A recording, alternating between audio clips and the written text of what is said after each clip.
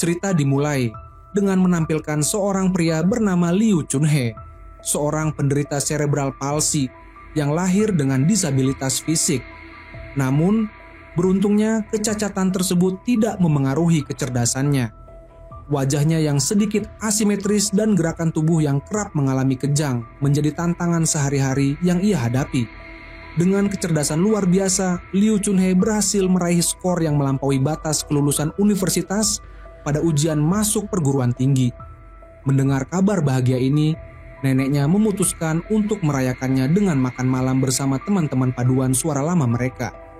Ketika para lansia mendengar pencapaian Liu Chunhe, mereka terkejut karena selama ini mereka mengira cerebral palsy identik dengan keterbelakangan mental. Meski komentar tersebut terasa canggung, Liu Chunhe sudah terbiasa menghadapinya. Saat berusaha meniup lilin ulang tahun, disabilitasnya membuat tugas sederhana ini menjadi sulit. Bahkan untuk minum bir pun, dia harus menggunakan sedotan dan masih mengalami kesulitan. Meski suasana perayaan, tatapan aneh dari orang-orang di sekitar membuat Liu Chunhe merasa terasingkan. Neneknya, yang sudah terbiasa dengan kondisi Liu Chunhe, dengan cekatan menepuk punggungnya saat ia tersedak minuman. Ini adalah pengalaman pertama Liu Chunhe minum alkohol, dan tak lama kemudian dia pun tertidur. Neneknya dibantu oleh teman-temannya membawanya pulang.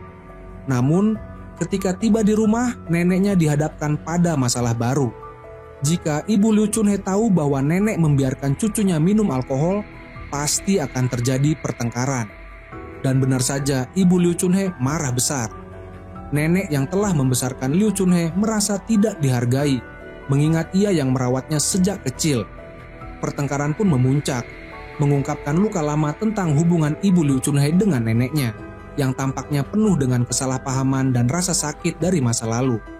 Namun, demi Liu Chunhe, keluarga ini tetap berusaha menjaga kedamaian.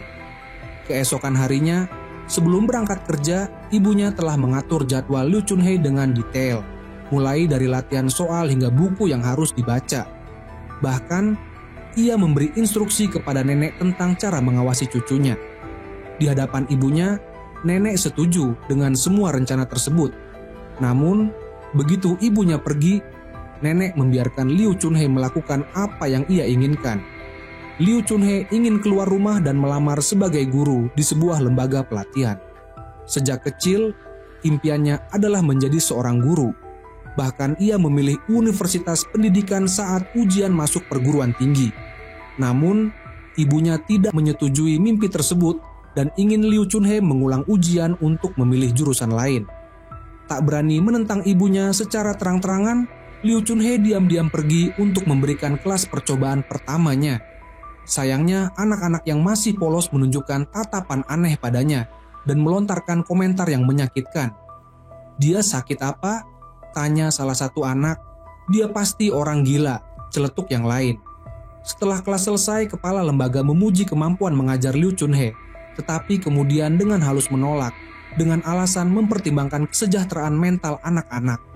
Ini adalah penolakan yang halus namun jelas. Nenek berusaha menghibur Liu Chunhe, mengatakan bahwa dia mengajar dengan sangat baik dan bahwa lembaga pelatihan itu yang tidak bisa menghargai bakatnya. Namun, perhatian nenek segera teralihkan oleh seorang teman lama. Selain merawat cucunya, nenek juga memiliki kehidupan dan hobi sendiri, yaitu bergabung dengan paduan suara lansia. Karena kemampuan mereka yang terbatas, paduan suara ini jarang memiliki penonton. Seorang anggota band, Lao Diao, menyarankan untuk membagikan beras, tepung, dan minyak kepada penonton sebagai insentif. Namun, usulan ini diabaikan oleh anggota lainnya. Lao Diao, yang marah karena usulannya diabaikan, mengancam akan keluar dari paduan suara. Awalnya, nenek tidak terlalu peduli. Namun, tiba-tiba dia menerima pesan pribadi di Douyin dari sebuah agen manajemen yang tertarik dengan video penampilan mereka dan ingin mengundang mereka untuk tur. Untuk menerima tawaran itu, mereka tidak bisa tampil tanpa seorang drummer. Mereka hanya punya dua pilihan, membujuk Lao Diao kembali atau mencari pengganti. Nenek pun terpikir untuk meminta bantuan Liu Chunhe. "Aku belum pernah bermain drum sebelumnya," protes Liu Chunhe. "Kamu pernah melakukannya di taman kanak-kanak." balas neneknya. Saat mereka berbincang, seorang wanita dengan anak kecil naik ke bus. Liu Chunhe buru-buru memberikan tempat duduknya, namun ia kehilangan keseimbangan dan terjatuh. Sopir bus yang ketakutan membantunya bangun sambil berkata, "Dengan kondisimu jangan naik bus umum." Komentar itu membuat nenek marah dan langsung berdebat dengan sopir. Tetapi penumpang lain merasa dia hanya menghambat perjalanan. Kembali ke rumah, Liu Chunhe berniat menulis surat keluhan kepada perusahaan bus. Nenek menganggap itu sia-sia, namun Liu Chunhe bersikeras. Menulis adalah hasilnya. Nenek akhirnya menyerah dan mengalihkan perhatian pada rencananya agar Liu Chunhe menjadi drummer. Namun, untuk melakukannya, dia harus meluangkan waktu yang telah diatur ibunya untuk belajar. Nenek pun memberi pelajaran. Seorang pria, terutama yang dewasa, kadang-kadang harus berbohong. Liu Chunhe akhirnya setuju dan bergabung dengan paduan suara. Namun, kondisi fisiknya membuat memegang stick drum saja sulit.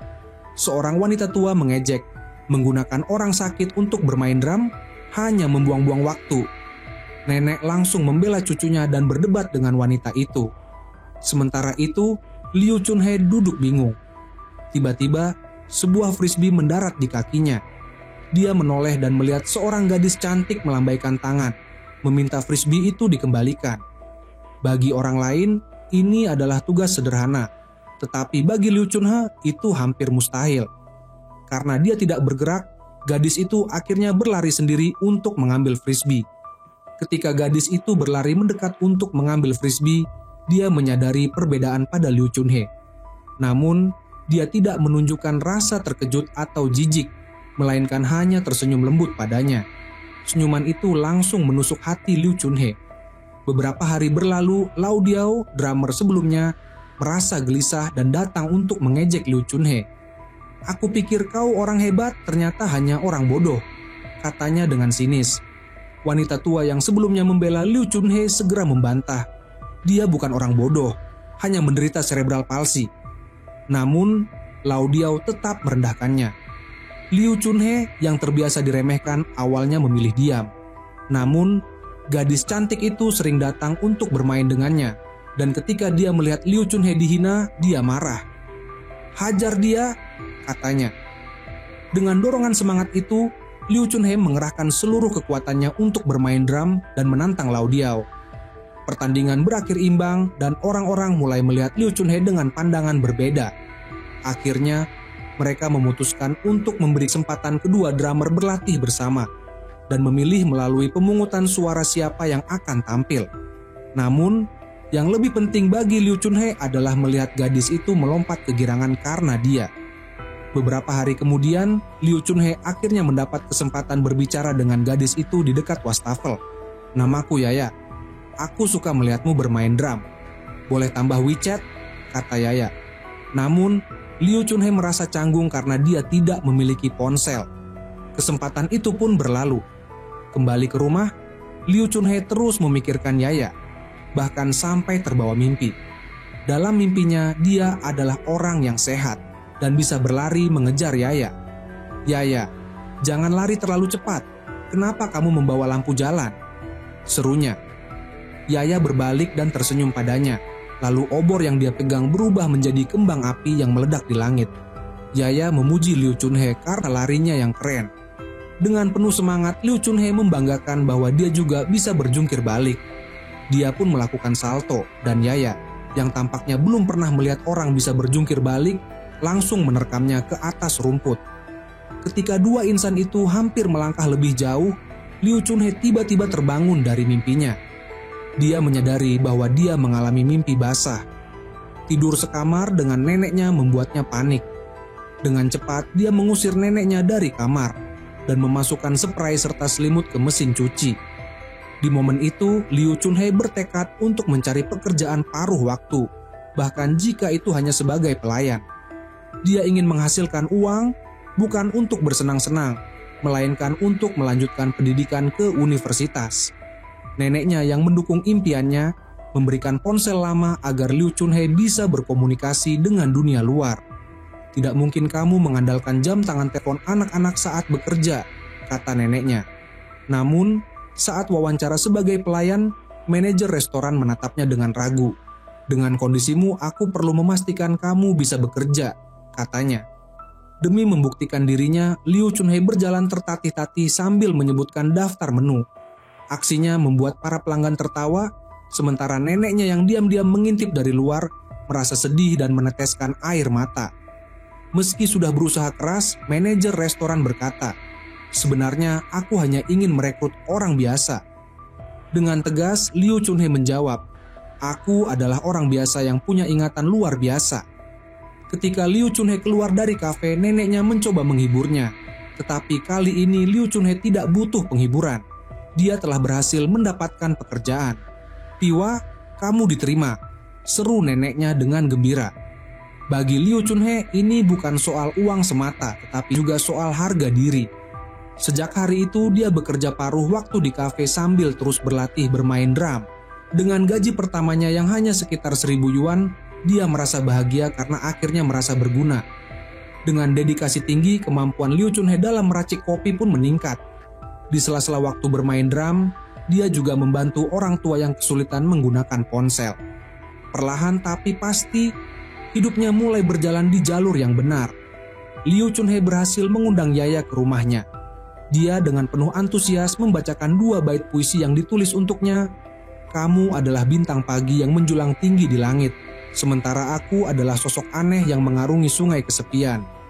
Namun, Yaya tampaknya tidak tertarik pada puisi itu dan justru melontarkan pertanyaan yang mengejutkan. "Apakah kamu bisa ereksi?" Liu Chunhei langsung merasa malu dan terdiam, sementara Yaya tertawa. Suasana di antara mereka perlahan menjadi canggung. Liu Chunhei mencoba menyentuh wajah Yaya, dan tanpa alasan yang jelas, Yaya membiarkannya, bahkan membimbing tangannya ke dadanya. Liu Chunhei pun membuktikan bahwa dirinya adalah pria normal berusia 20 tahun yang dapat merespons seperti laki-laki pada umumnya. Yaya terkejut dan berusaha pergi, namun Liu Chunhei menahannya dan berterima kasih atas pertanyaan yang diajukan Yaya. "Setidaknya kamu melihatku sebagai manusia," katanya. "Banyak orang berpikir bahwa orang seperti aku hanya tahu makan, minum, dan buang air." Namun, momen itu terganggu ketika ibu Liu Chunhei tiba-tiba pulang dan mempertanyakan apa yang sedang mereka lakukan. Ibu Liu marah besar, tidak setuju dengan keputusan anaknya untuk bekerja paruh waktu, apalagi melanjutkan pendidikan di universitas keguruan. "Orang normal saja sulit diterima, kenapa mereka harus menerima orang sepertimu?" kata ibunya dengan tajam. Liu Chunhei terdiam sejenak lalu membalas, "Lalu, siapa yang membuatku seperti ini?" Ucapan itu membuat suasana ruangan menjadi tegang dan hening. Liu Chunhei kemudian berlari ke atap dan bersembunyi sendirian. Dia ingin menelepon universitas untuk menanyakan apakah dia bisa diterima. Namun hari sudah malam dan staf universitas sudah pulang. Tak lama kemudian ibunya meninggalkan rumah, meninggalkan Liu Chunhei dalam kesepian dan kegalauan. Nenek Liu Chunhei datang untuk menghiburnya. Liu Chunhei tidak menyalahkan ibunya, dia hanya mengatakan ingin mendapatkan SIM. Neneknya mengerti bahwa niatnya bukan sekadar mengemudi, melainkan untuk meninggalkan tempat itu, pergi sejauh mungkin. Neneknya hanya bisa pasrah dan membawanya untuk mengikuti ujian SIM. Pada hari pemungutan suara, Lau Diao, seorang teman keluarga, tiba-tiba jatuh sakit dan dibawa dengan ambulans. Tak lama setelah nenek menghubungi anak Lau Diao, dia menerima telepon dari putrinya yang ternyata telah melahirkan. Nenek bingung bagaimana memberitahu Liu Chunhei, tetapi setelah merahasiakan hal ini begitu lama, akhirnya dia berkata, "Kamu telah menjadi kakak." Mendengar itu, wajah Liu Chunhei menunjukkan kekecewaan dan kesedihan yang samar. Dia menundukkan kepala. Sebenarnya, dia sudah curiga sejak ibunya pulang sebelumnya dengan perut yang sedikit membuncit. Meskipun dia bukan orang bodoh, dia hanya tidak berani mempercayainya. Nenek bertanya dengan hati-hati apakah dia ingin pergi ke rumah sakit untuk melihat ibunya. Liu Chunhei tidak berkata apa-apa dan hanya mengikuti. Di rumah sakit, ibunya tampak lelah karena melahirkan prematur. Keluarga berkumpul di sekitarnya, bahkan membantunya ke kamar mandi. Pandangan Liu Chunhei tertuju pada bayi yang ada di dalam buayan. Itu adalah adik perempuannya yang lahir tanpa cacat sehat, dan sempurna. Saat dia mencoba bermain dengan bayi itu, ibunya bereaksi keras. "Jangan sentuh dia!" Ibunya mendorongnya dan memeluk bayi itu erat-erat. Liu Chunho merasa sangat terluka. Dalam perjalanan pulang, dia bertanya pada neneknya apakah dia sudah tahu tentang kehamilan ibunya dan mengapa tidak ada yang memberitahunya. Nenek menjelaskan bahwa ibunya menderita diabetes gestasional dan berisiko keguguran, sehingga dirawat di rumah sakit untuk menjaga kehamilannya. Karena ketidakpastian apakah bayi itu bisa selamat, mereka memilih untuk tidak memberitahu Liu Chunhe. Namun, Liu Chunhe tahu alasan itu hanyalah dalih. Ada kebenaran yang lebih dalam yang neneknya enggan untuk ungkapkan. Alasan mengapa ibunya hamil di usia yang sudah lanjut. Ibunya mempertaruhkan nyawanya untuk melahirkan anak kedua karena dirinya, Liu Chunhe, yang dianggap sebagai anak yang cacat, tidak sempurna. Liu Chunhe kembali teringat pada kata-kata kasar yang pernah ia lontarkan kepada ibunya. "Ibumu sendiri yang membenci dan meremehkanmu." Saat itu dia tidak tahu bahwa ibunya sedang hamil, dan ekspresi ibunya yang sedih dan penuh kebencian masih terbayang di benaknya. "Ini adalah takdirmu dan juga takdirku," ucap ibunya dengan getir. Liu Chunhe bertanya-tanya apakah pertengkaran mereka yang menyebabkan ibunya melahirkan prematur. Pikirannya menjadi kacau, ditambah dengan situasi keluarganya yang berantakan.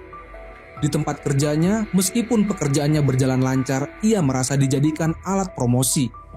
Toko tempat ia bekerja merekam dirinya untuk iklan amal. Rekan kerjanya bergunjing di belakangnya. Kalau bukan karena pengurangan pajak, mana mau mereka mempekerjakan orang cacat seperti dia. Saat itulah Liu Chunhe menyadari alasan sebenarnya dia diterima bekerja. Dalam keputusasaan, dia menelepon Yaya berharap bisa mengajaknya keluar. Yaya setuju untuk bertemu, tetapi saat Liu Chunhe mencoba meraih tangannya, Yaya menarik diri dan beralasan ingin ke toilet, lalu pergi. Namun, sebelum benar-benar pergi, Yaya melambaikan tangan sebagai perpisahan. Liu Chunhe tahu mereka tidak akan bertemu lagi. Dia kemudian pergi ke museum sendirian dan menyelesaikan puisi yang selama ini tertunda. Saat pulang, dia memberikan permen yang ia buat sendiri kepada neneknya untuk diberikan kepada ibunya. Namun, neneknya menolak, mengatakan bahwa kadar gula darah ibunya masih belum stabil. Seluruh kesedihan yang menumpuk sepanjang hari akhirnya menghancurkan Liu Chunhe. Saat neneknya pergi memasak, dia mulai memasukkan permen ke mulutnya tanpa henti. Dia tersedak, tetapi terus menjejalkan permen ke dalam mulutnya. Liu Chunhe merasa tidak ingin hidup lagi. Dalam kesadarannya yang semakin memudar, dia melihat kucing kecil yang telah ia pelihara selama bertahun-tahun sebelum akhirnya mati. Dia juga teringat masa kecilnya, saat dia bermain dan bersembunyi bersama kucing itu di dalam koper.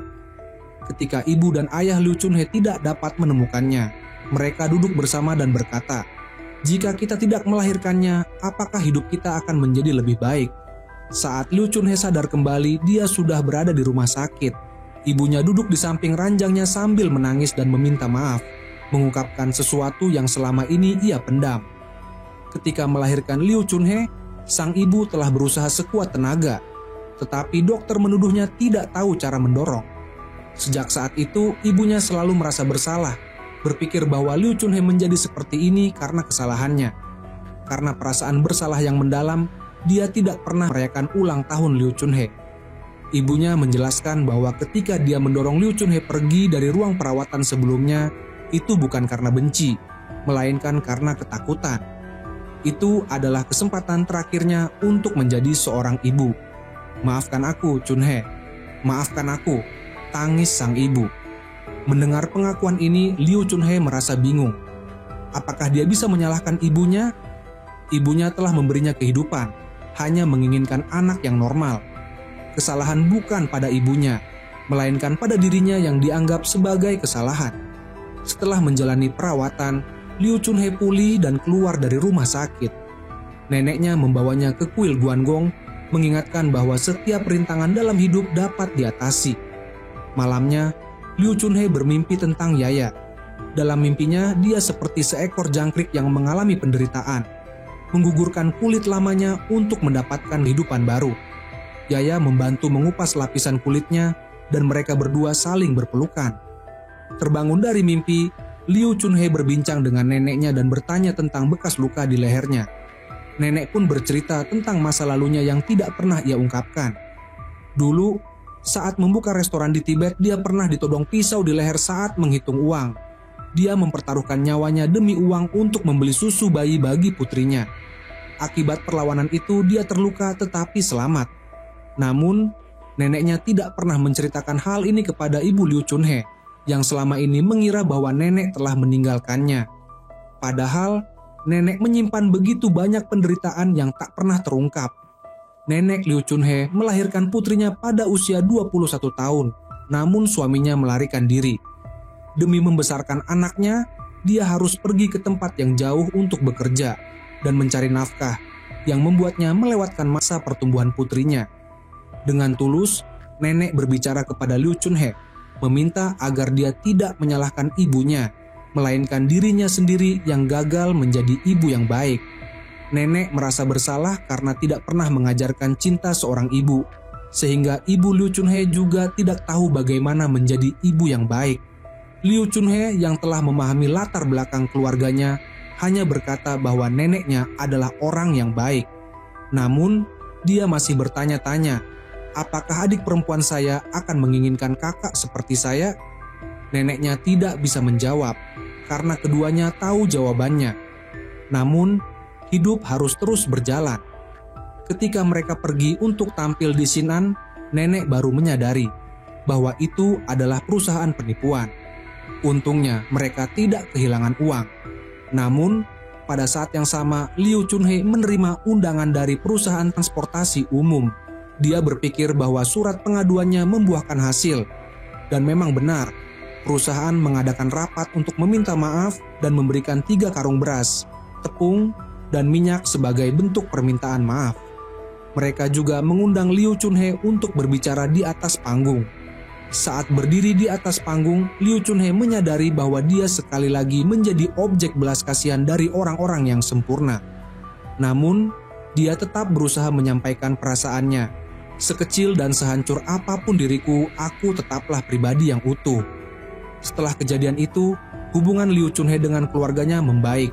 Mereka membuat pangsit bersama, dan dia bahkan membantu merawat adiknya. Liu Chunhe juga belajar mengemudi dan mendapatkan SIM, sehingga bisa mengajak neneknya berjalan-jalan. Aku ingin menjalani jalanku sendiri mulai sekarang, kata Liu Chunhe sambil menaburkan abu kucing peliharaannya. Mungkin ini adalah simbol bahwa dia benar-benar telah melepaskan masa lalunya, meskipun dia sendiri tidak tahu mengapa.